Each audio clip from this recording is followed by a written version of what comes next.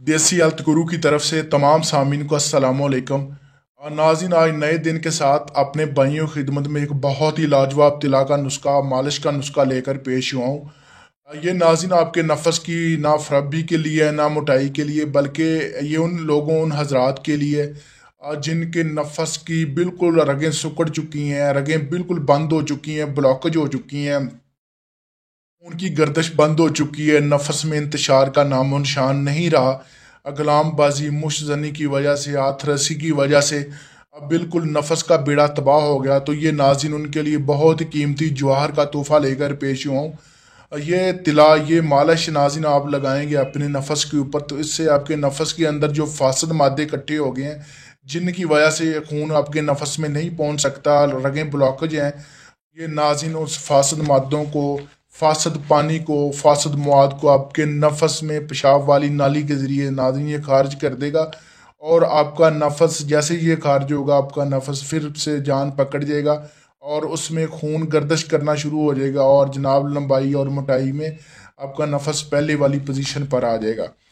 आपकी खिदमत में नुस्खा पेश करूं, आपसे गुजारिश करता हूं कि देसी हेल्थ गुरु को लाइक, सब्सक्राइब और शेयर करें, ताकि मेरी हर आने वाली वीडियो आपकी खिदमत में पहुंच सके। नाज़रीन, आपने मगज़ कलिंजवा 1 तोला लेना है, मूंगफल आपने 1 तोला लेनी है, जायफल आपने 1 तोला लेनी है।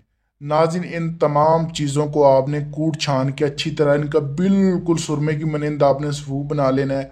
और जब जनाब सफूफ बना लें, आपने सुंड का पानी लेना है नाज़रीन। सुंड का पानी आपने, खुश्क सुंड का, अदरक का नहीं लेना, सुंड का पानी आपने लेके उस सुंड वाले पानी के साथ नाज़रीन इन सफूफ की आपने गोलियां बनानी है, चने के बराबर। चने के बराबर नाज़रीन आपने गोलियां बनानी है। और आपको तरकीब इस्तेमाल इसकी बता दूं, आपने गोलियां बना के उनको खुश्क कर लेना। और रात को नाज़रीन आपने सोते हुए नफस में एक गोली लेकर आपने रोगन चबेली उसके ऊपर डाल के आपने नफस के ऊपर हल्की हल्की उसको रगड़ के लगाना है इस गोली को।